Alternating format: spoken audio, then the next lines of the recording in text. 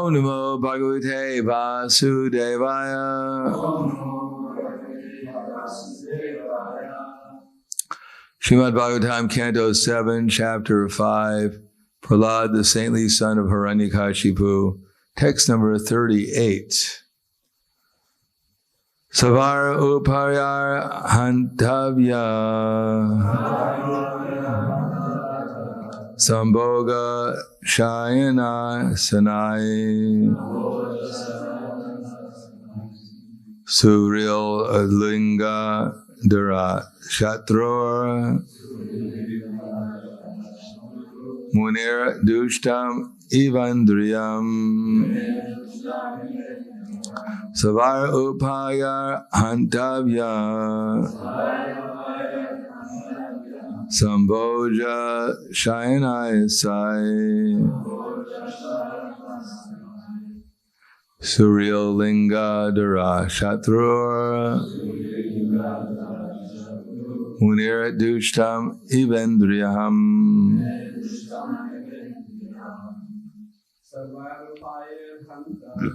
Savar Upara Hantavya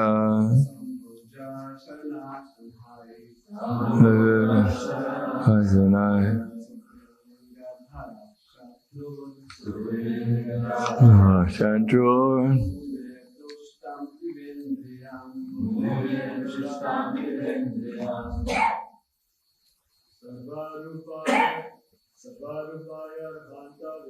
Savarupara Hantavya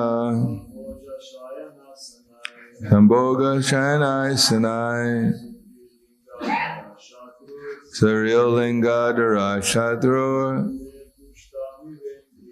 Munir Dushtami Vendriyam Dami.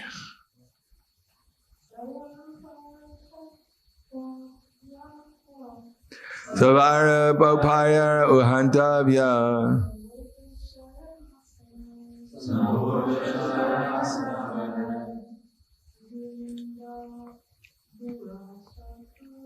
Suril Linga Dara Shatrur Munir Dushtami Vendriyam. Make sure only one lady is allowed to chant. You get especially penalized if two ladies chant.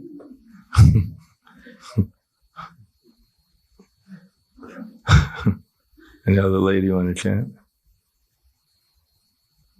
Okay.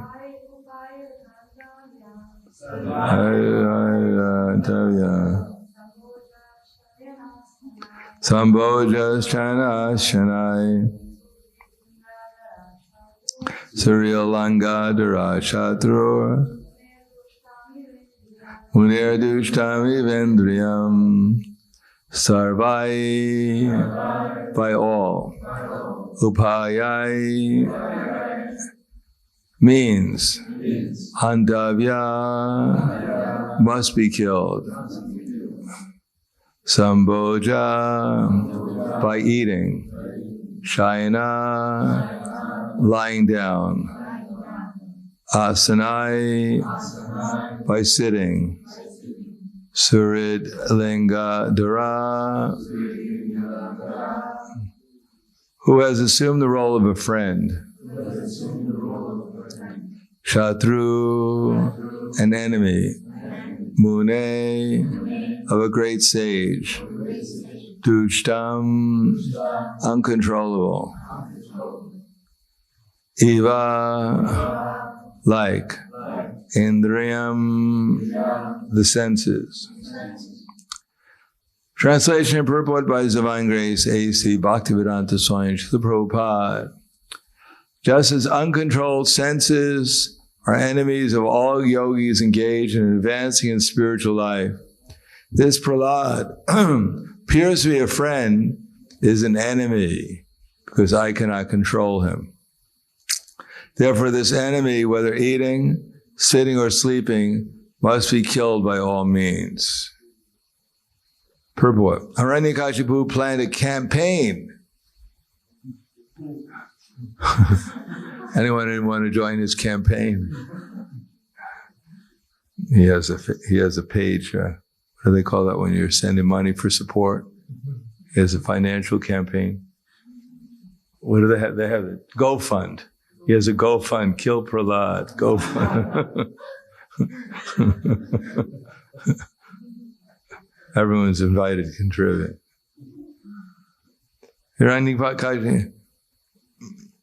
Kill Prahlad. He would kill his son by administering poison to him while he was eating, by making him sit in boiling oil, or by throwing him under the feet of an elephant while he was lying down.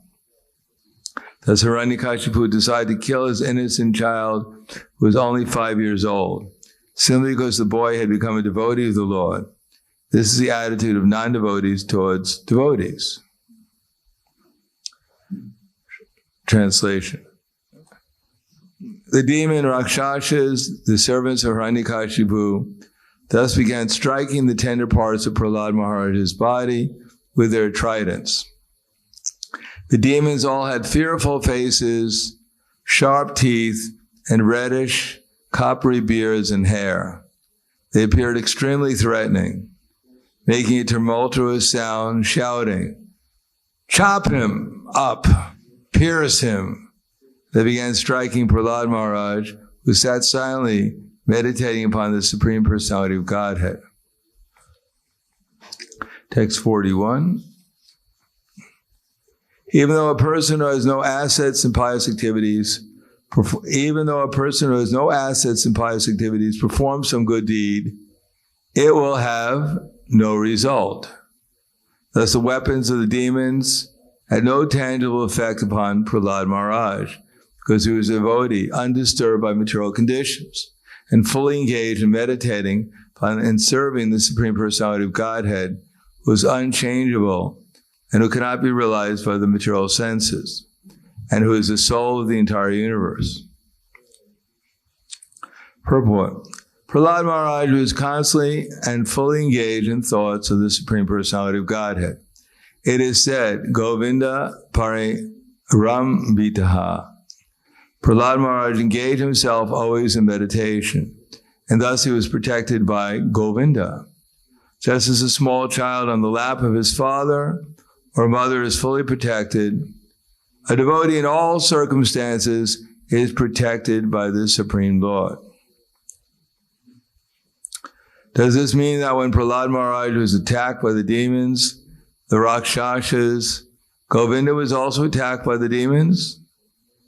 This is not possible. There have been many attempts by the demons to hurt or kill the Supreme Personality of Godhead, but he cannot be injured by any material means because he is always in transcendence. Therefore the word pare brahmani are used here. The demons, the Rakshasas, can neither see nor touch the Supreme Lord, although they may superficially think that they are striking the Lord's transcendental body with their material weapons. The Supreme Personality of Godhead is described in this verse as Anirdesha. We cannot understand him to be in a particular place, for he is all-pervasive. Moreover, he is Akilatma, the active principle of everything, even material weapons. Those who cannot understand the position of the Lord are unfortunate. They may think that they can kill the Supreme Personality of Godhead and his devotee, but their attempts will be futile. The Lord knows how to deal with them. Namo Vishnu Padaya Krishna Prestaya Bhutale Srimadhananda Swami Namane Namaste Saraswatunde Ve Gauravani Pacharane Nirvishesha Srinivadi Paskyadyade Siddharne. So here we enter into the realm of thinking that this is a nice story, and Prahlad, maybe he was actually Superman in disguise, and that he was invincible, just like the Superman comics or some other type of fairy tale. That how can we believe that a little boy 5 years old, big demons are trying to pierce him with their tridents, and it has no effect. That he's thrown underneath an elephant, and the only thing that happens is the elephant gets a sore foot. Or that he's thrown over a mountain, and he just bounces on the ground and nothing happens. So the general tendency is to think, well, this is all mythology. It is simply, as I said before, Vyasadeva was sitting in the Himalayas, nothing was going on, trying to meditate, looked around, saw some interesting plants, decided to see what it would be like if he tried them out. And suddenly he got inspired after trying out the plants. And he couldn't stop writing. And here we have Srimad Bhagavatam.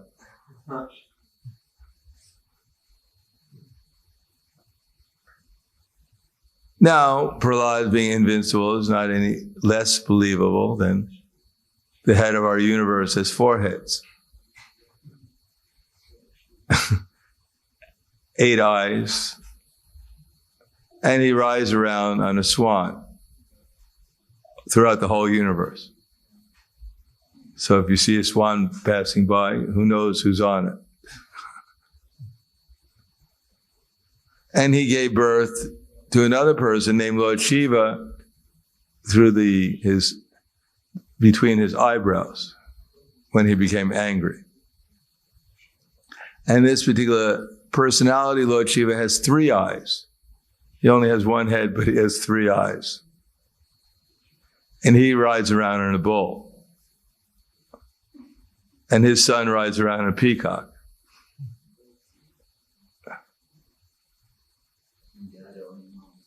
A mouse, yeah. No, it's a mouse. Or even if it's a rat, it's a nice rat. It's a very elevated rat.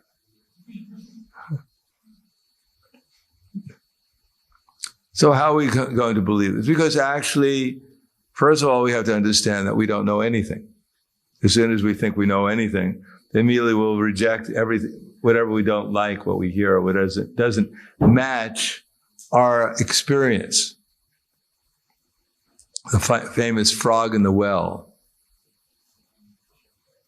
Now, we may not be frogs, but we're in a well of experience. And that experience is such that we actually believe that we actually have some knowledge of what's going on. Although we not only we don't know absolutely nothing about what's going on, we actually have negative knowledge. What we think is going on is just a product of our imagination. Not exactly our imagination, it's the imagination given to us by the illusory energy. In other words, our present conception. No, not our theoretical conception, because I'm sure we're all card-carrying Hare Krishnas. And if we ask you what's going on, we'll say Krishna is God, and he's controlling everything. So theoretically, we got it all right, or at least part of it right. But in the reality, when we look out through these 2 eyes and experience with these senses, we got it completely wrong. We have no idea what's actually going on. Any more than an insect crawling on this floor, if you ask him what's going on the roof of this building, he won't have any idea. Similarly, to try to figure out what's actually even going on right in front of our vision, because we're blind, is impossible. All we can do is find out what the process is so that we can develop our vision.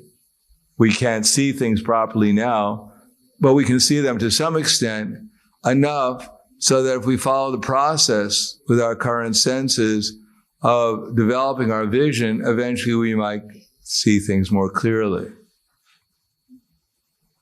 Now, from the point of view of Srimad Bhagavatam, the fact is, how do we know that we don't know what's going on? As it's often repeated, is that we actually believe that we're this body. So that's a big enough illusion that should convince us that we're an illusion. Because after all, as we've heard many times, which body are we? If we're this body, then when this body disappears and we're still there, then how can we become that next body? We weren't the previous bodies, so how are we this body?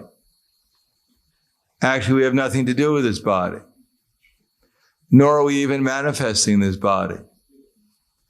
If we can manifest it, then we can go, all right, and we just erased our body.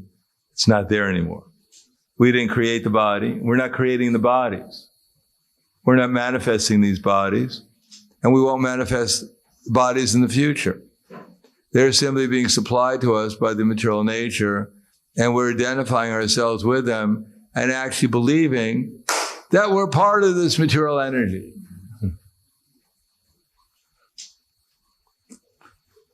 I hit my hands together. A number of devotees woke up. How do we know whether they woke up? Because they have a big smile on their face. And I didn't tell a joke.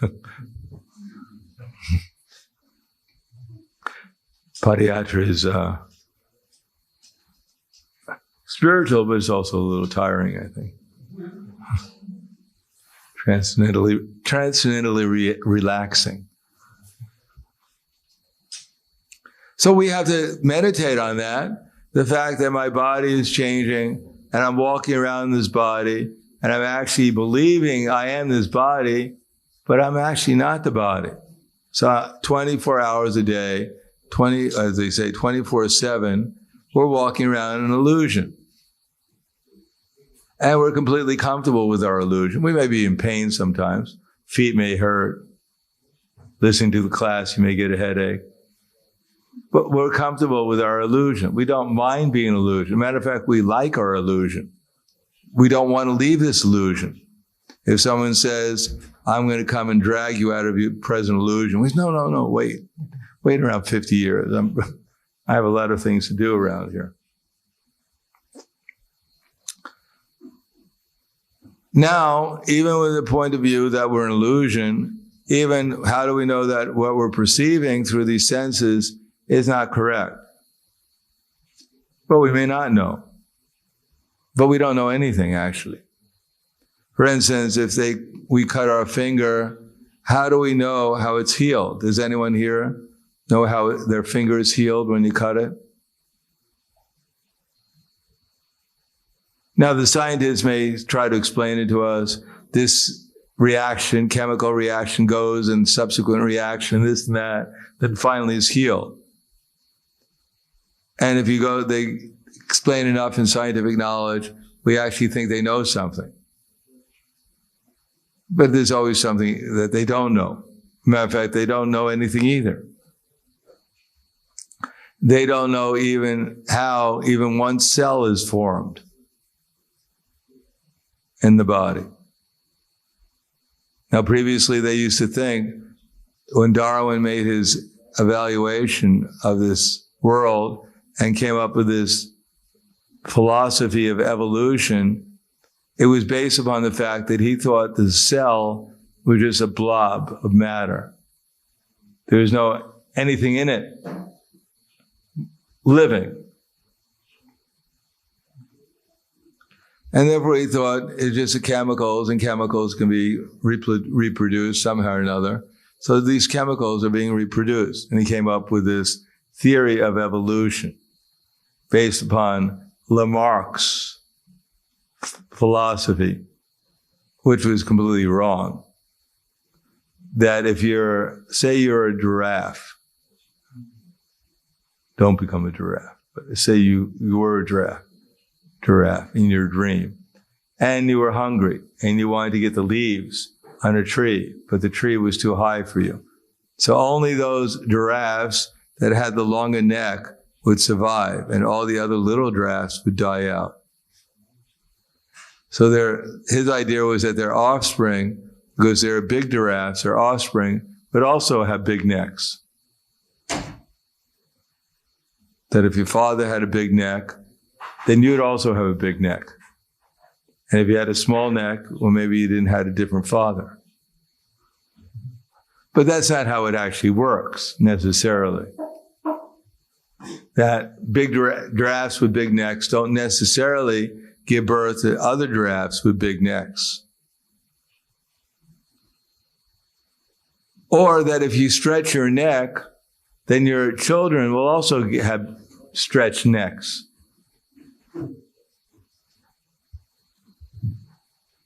In other words, that the children inherit the characteristics of their fathers and mothers.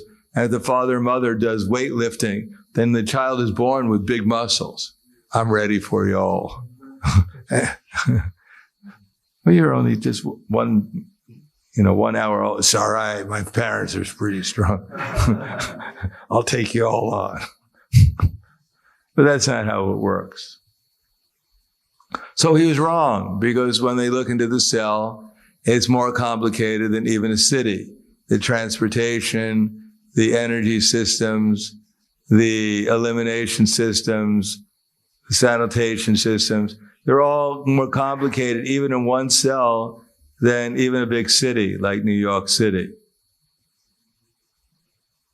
And therefore, they don't so easily, how they duplicate themselves, because there's trillions of cells in our body, how they're duplicating is inconceivable.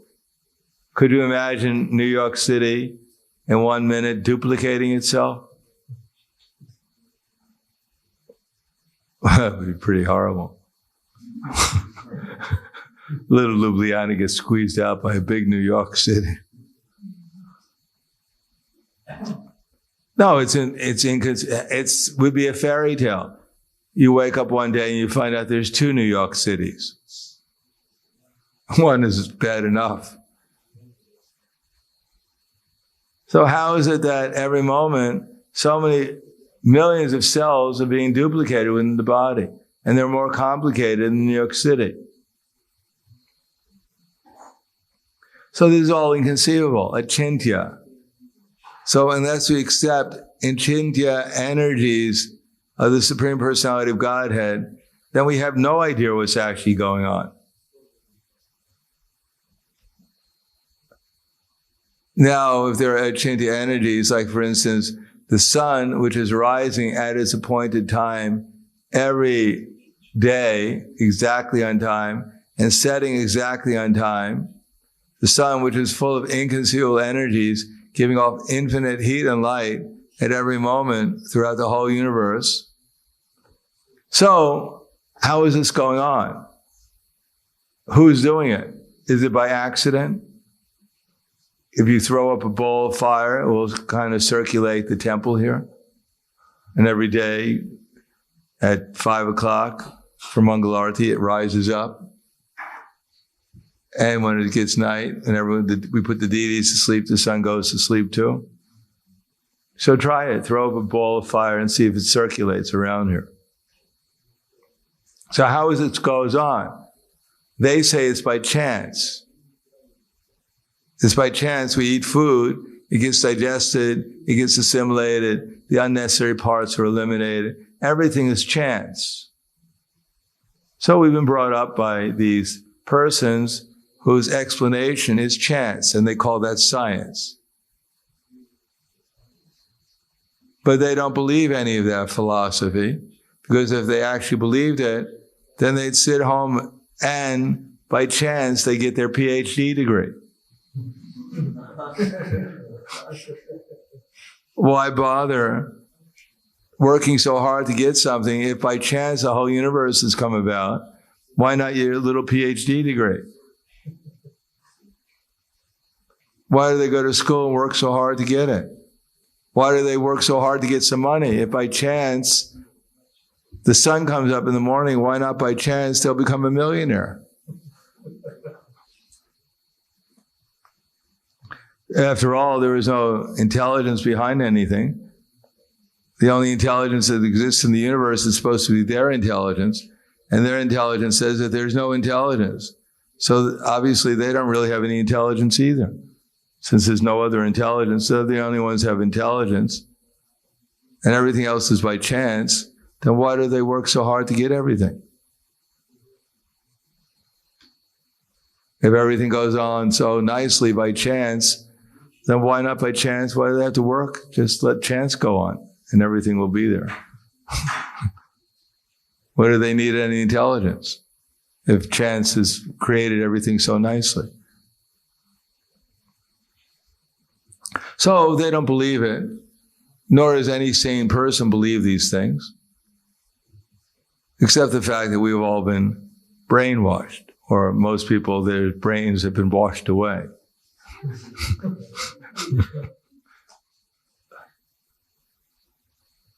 And therefore the most obvious things, the sun, they look at the sun, oh yeah, that's right, it's supposed to come up there and give me a tan. Why was the sun out of chance created? So it can give me some vitamin D, keep me healthy. That's the only reason why the sun's up there. Otherwise, just remove it. Who cares about the sun? It shines on me, and therefore it has some significance. So, in other words, as Krishna says in Bhagavad Gita, Ukramantam sitim vapi bhunjana vagunanvita vimudo nana pachanti jnana chakshusha.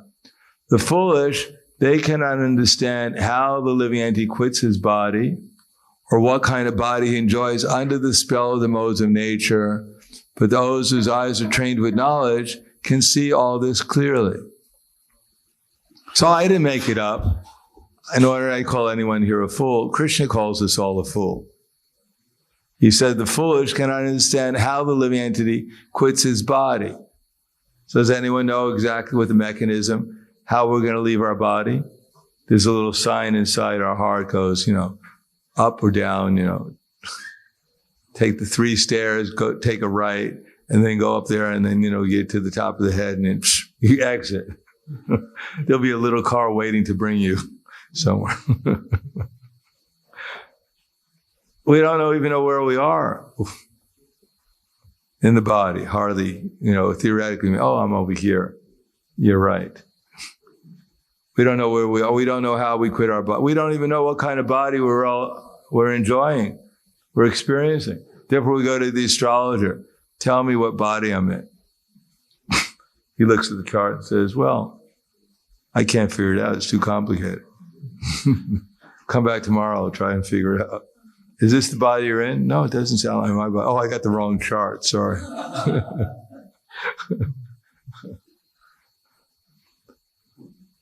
But those whose eyes were trained with knowledge can see all this clearly.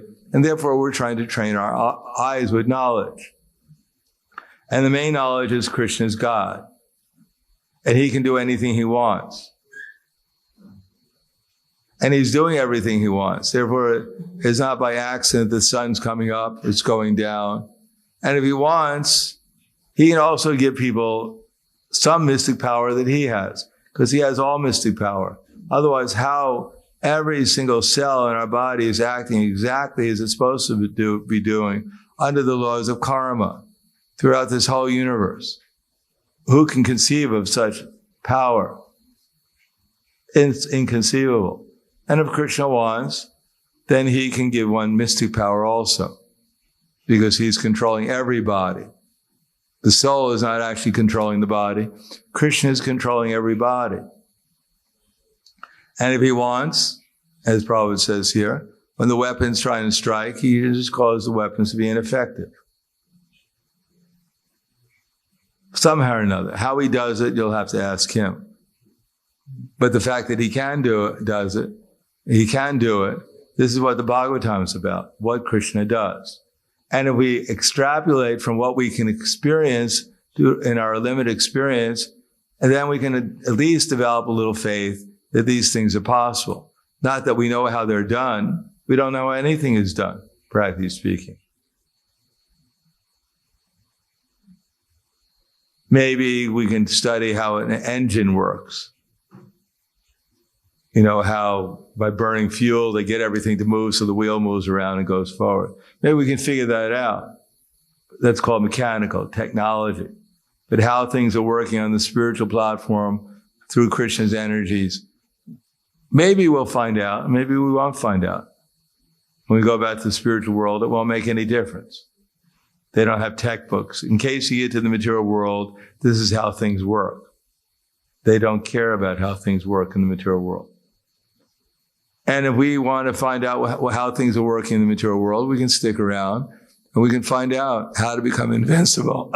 That's called yogic power. We can get that also. But actually, it's not our yogic power. It's always Krishna's power. And it's obtained by meditating on Krishna. Just as everything we have right now is according to our prayers to Krishna. We're never outside of relationship with Krishna. Our very desires are prayers to Krishna. And Krishna is fulfilling our desires by giving us all these different bodies that we're in. Our desires have a reaction in the material world, and they create bodies and situations. And these situations and bodies are all arranged by Krishna through his material energy.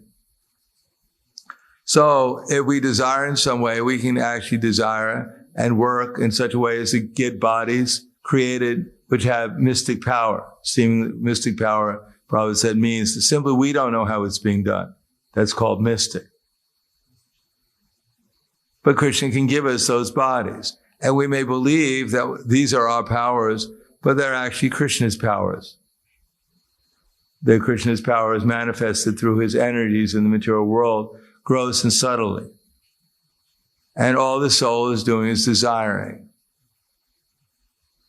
Now the soul also has energies, but that energy is principally out of love and devotion. And also in the spiritual world, it can do different things. And even in this world, it can do different things. But right now we're asleep. And therefore, everything is being done by the material energy. All we can do is desire. And there's a possibility of gaining bodies in this world, as the yogis have, with mystic powers, or born in Siddhaloka and get a body from the material nature that's equipped with all mystic powers. But those mystic powers are just in proportion, are given in proportion to one's meditation upon Krishna, one's surrender to Krishna. And then Krishna takes over, and Krishna being Yogeshvara, the more one is meditating on Krishna, the more one surrenders to Krishna, then the more one gets the facility of having these extraordinary powers. In other words, mystic power is all in proportion to how much one identifies oneself with Krishna. Just like an airplane can run at 600 kilometers an hour. Now, we can't run at 600 kilometers an hour. But if you're in the airplane, if you identify yourself with the airplane, then you could also run at 600 kilometers an hour. You'll also go that fast. You're not exactly going that fast, but because you're in the airplane, it appears that because you're in the airplane, therefore you can go as fast as the airplane. Similarly, when we identify ourselves with Krishna more, then we get Krishna's powers in this world.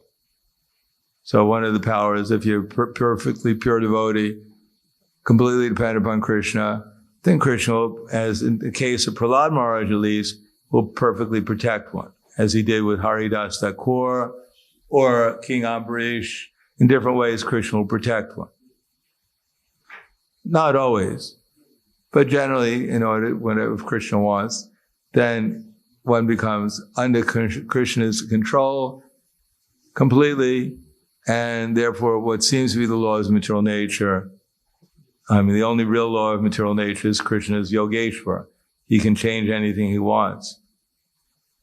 Now here in the material world, we all have a certain idea, and generally, for most conditioned souls, especially in Kali Yuga, things work exactly as they expect them to work, because Krishna doesn't want to disappoint anyone.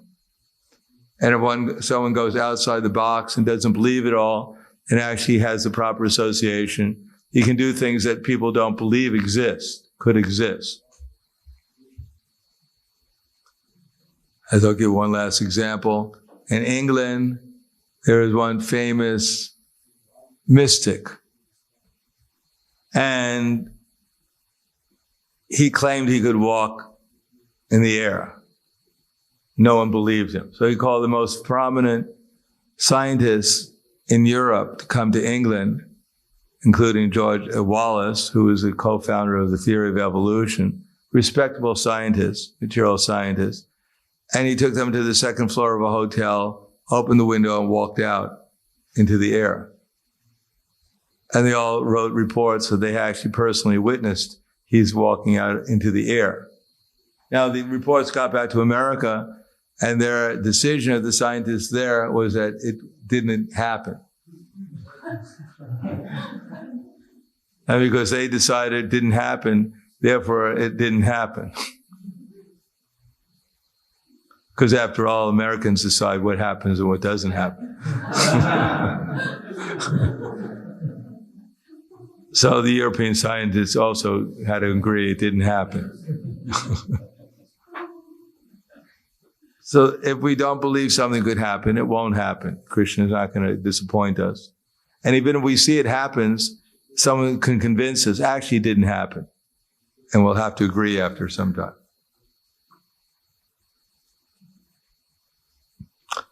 So I'll stop there. Thank you. Any questions, comments? Yes. We have our second string of questionnaires.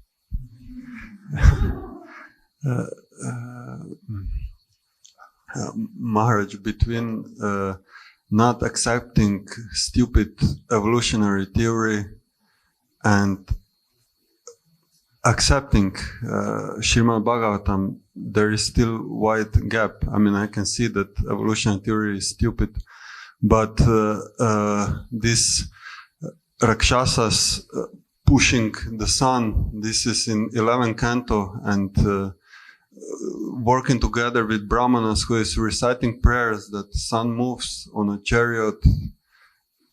This is like, seems like some simple people came up with some simple idea about much more complicated thing. It seems to me, at least, like this. Yeah. What to do with such, when you come across such I mean, what should we do? We should read it, and then we should think about it, and then we should go on. Actually, the Valikas, every month, they change. Everything is changed around. The Apsara that's there dancing, the ones who are pulling the chariot. Valikas, not only they're the size of a thumb, I guess, maybe the sun god's thumb, they're definitely not the size of my thumb.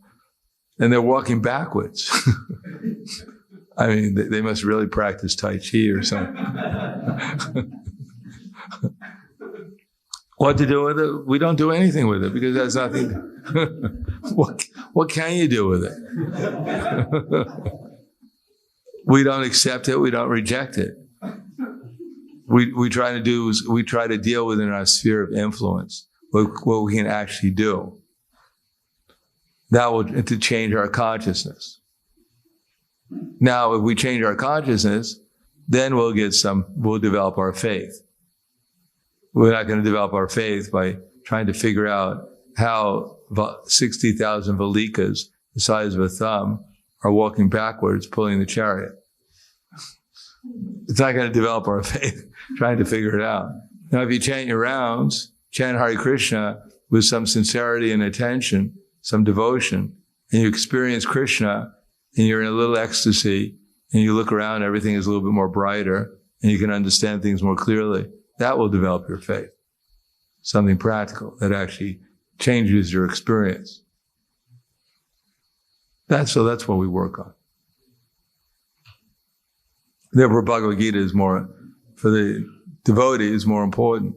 And Prabhupada said the first two cantos of Bhagavatam, for the neophyte, is much more important than the other parts of the Bhagavatam.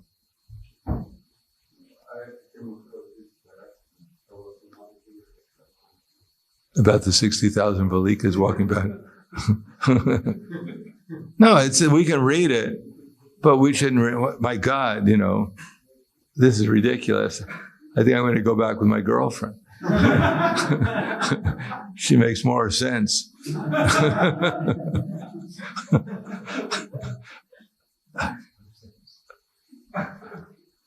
No, we don't accept. We don't blindly accept anything. We don't blindly reject anything.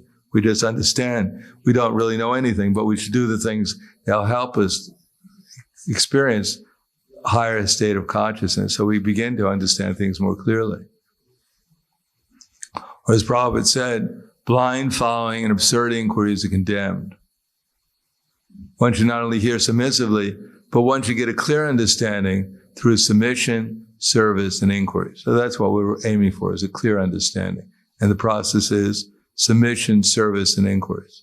So it's not only submission, it's also becoming inquisitive and doing service, doing something practical on the basis of what our possibilities are. Anything else? Yes.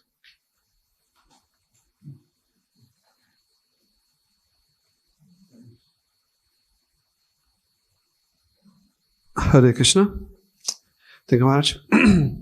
As you mentioned many times perception and limited perception. Can you say a little more about perceptions? What is perception and what influence perception? And maybe there are also levels of perception. Can you there are unlimited elaborate? levels. We have no idea what perception is. You can just go on the internet and find out that human beings have like a realm of hearing between 20 decimals up to 10,000. And there are insects that have 100,000 decibels of perception of hearing. We hardly hear anything. We hardly see anything. We can hardly taste anything. We can hardly smell anything. We can hardly, we're living in our own little world of existence, which even the animals think, well, where are these people at? What's wrong with them? What's wrong? They're blind, they're deaf, they're dumb. They don't know anything. Therefore, there's an earthquake about to happen and all the animals are fleeing. The human beings are sitting around. What's wrong with these animals?